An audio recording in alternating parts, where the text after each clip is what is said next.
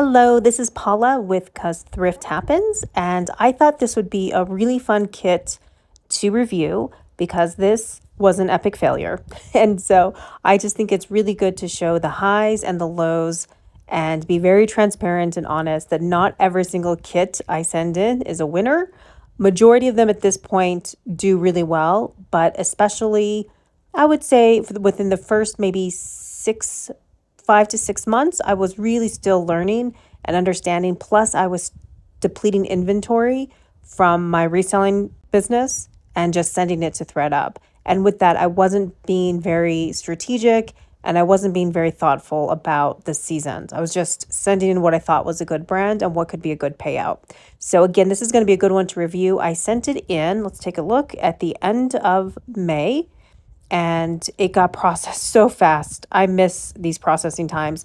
This is when my items were going to Georgia. They now go to Arizona, which is taking like anywhere from 4 to 6 weeks as of June 2026. But back in the good old days, a year ago, my items were going to Georgia and they were getting processed so fast.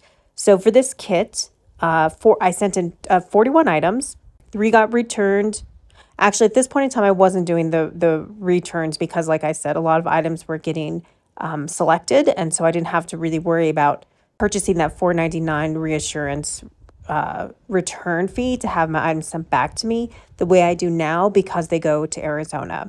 So 3 of the items were no earnings. ThredUp just did what ThredUp does with them, and 38 items got listed.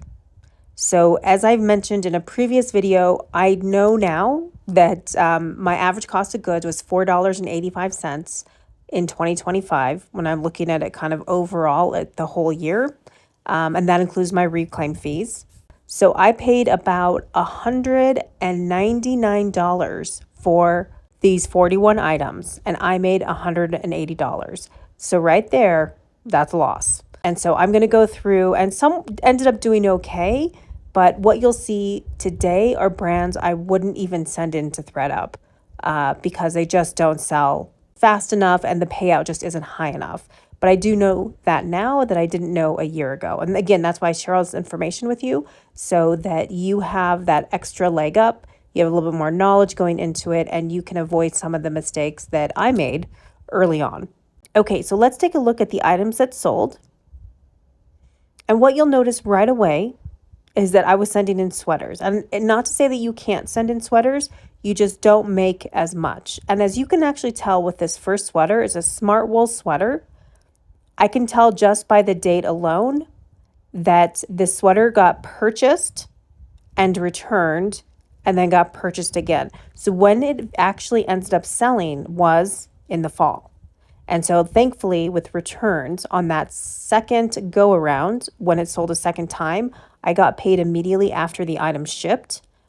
And I can tell that this happened because I know that this particular smart wool sweater probably got 90 days. And this having sold at the end of September means that it got more than 90 days, which means that it sold, it got returned, they listed it, it took some time, and then it sold again. Same with this Lilly Pulitzer sweater. It sold in October. So I sent these items in May. They didn't even end up selling until the fall. Seasonality really does play a factor when you're sending in items. When they did sell, when both of these sweaters sold, it was a pretty decent amount. So $44.89 for that smart wool sweater. For the Lilly Pulitzer one, it was $34.45. These Billabong casual pants, I made $6.55. This is an item I would not send in again. This is the sort of item I would send into my consignment store, but I wouldn't anymore send this to ThredUp. Mizoni for Target. I think I picked this up and I think I tried to sell it on my own when I was reselling and it sat forever. So I just went ahead and sent it to ThredUp. Because it was for Target, I'm actually surprised they took it because usually they don't take Target items, but I think it's because it was Mizoni that's why they took it. So I made $7.57. This Patagonia beanie, $4.47. Again, this is something I wouldn't have sent in to ThredUp. I would have sent it to my consignment store. So this is again is one I would have passed on. This Patagonia long sleeve t-shirt, I made $4.31.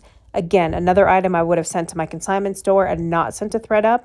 I'm very particular with Patagonia and what I send to ThredUp. And at this point in time, it has to be more substantial pieces. I even avoid sending in some dresses to ThredUp because they just don't sell very fast or for a lot. These are casual pants. Again, this is an item I probably wouldn't send to ThredUp unless I was just trying to liquidate and get rid of it. This is something I would have sent to my consignment store.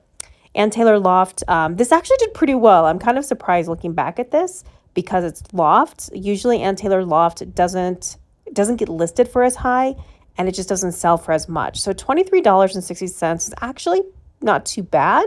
But again, this is something that more than likely I would have sent to my consignment store and not to ThredUp. This Collusion casual dress, I forget if Collusion is an Amazon brand. It might be. So I only made $2.65. Again, I would have drilled into the data and tried to understand that label first before I sent it in. So again, this is one I wouldn't send in again, fast forwarding to a year later.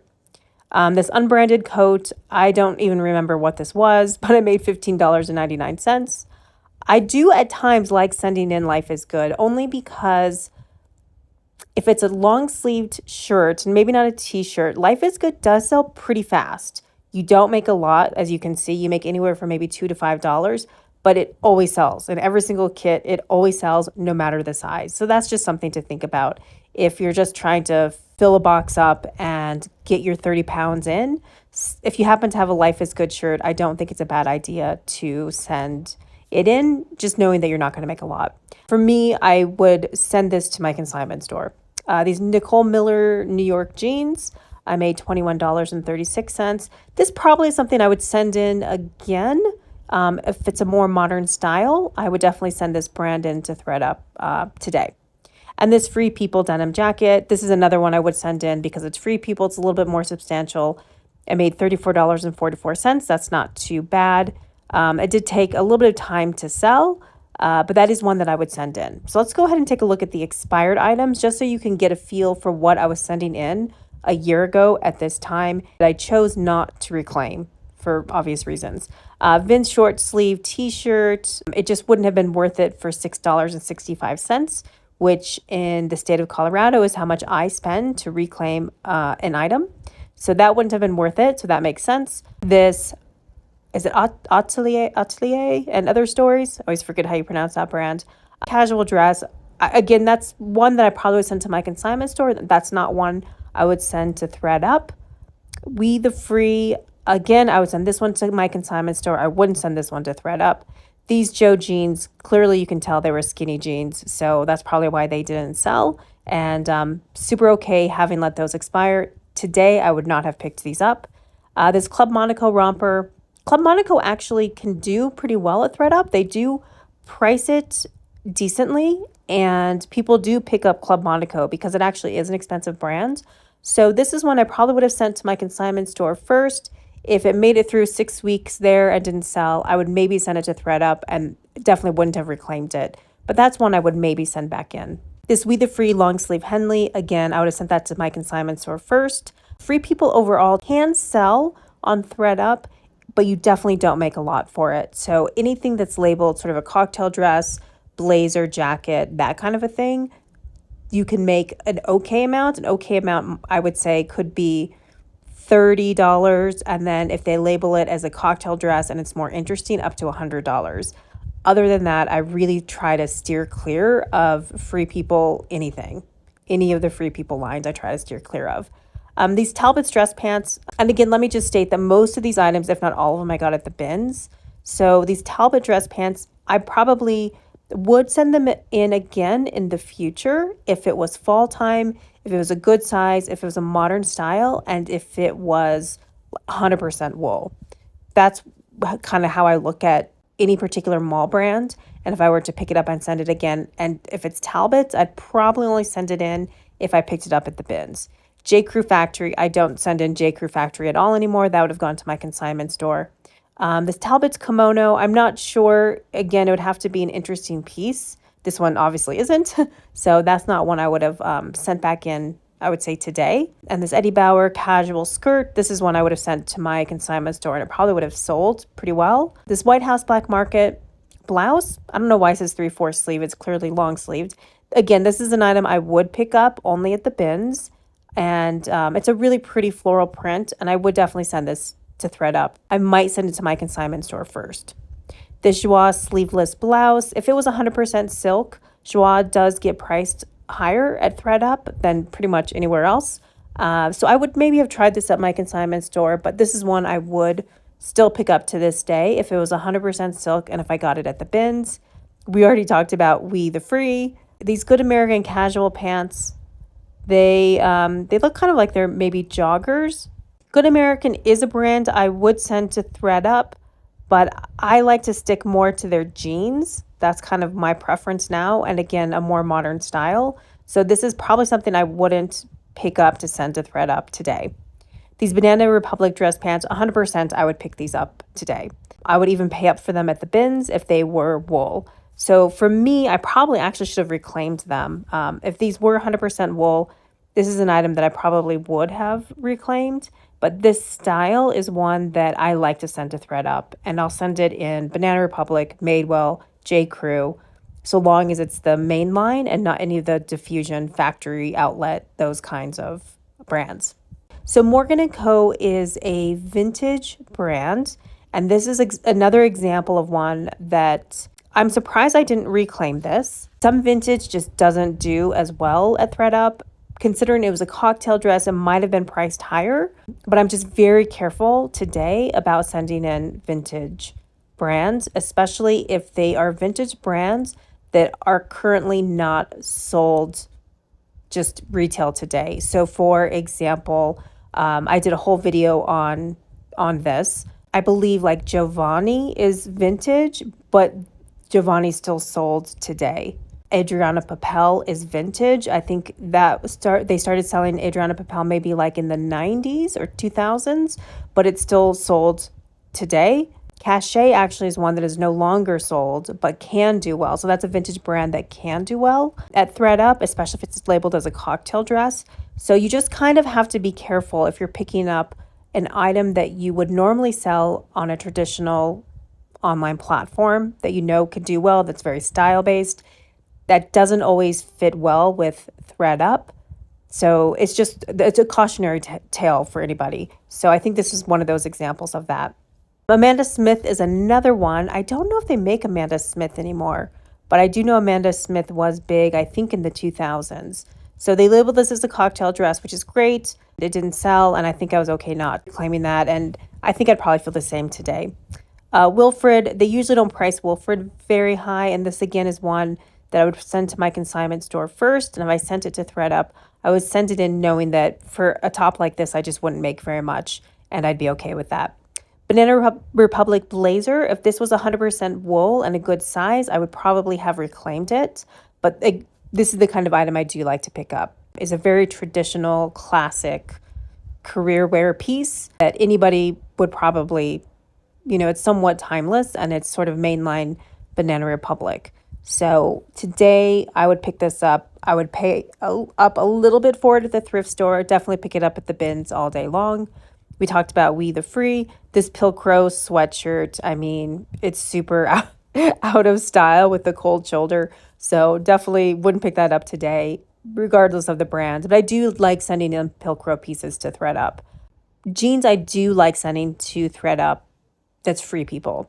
But again, it has to be a more modern style. This one I'm actually surprised I didn't reclaim because I could have sent this to my consignment store. So I don't really know what I was thinking about that one.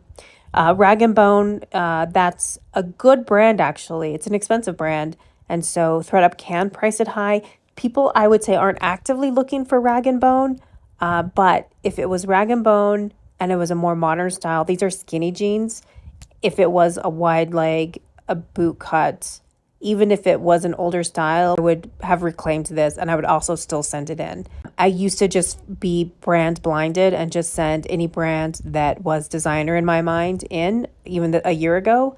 I don't do that anymore. And these Levi denim shorts, I would maybe send to ThredUp, but honestly, these do better for me at my consignment store.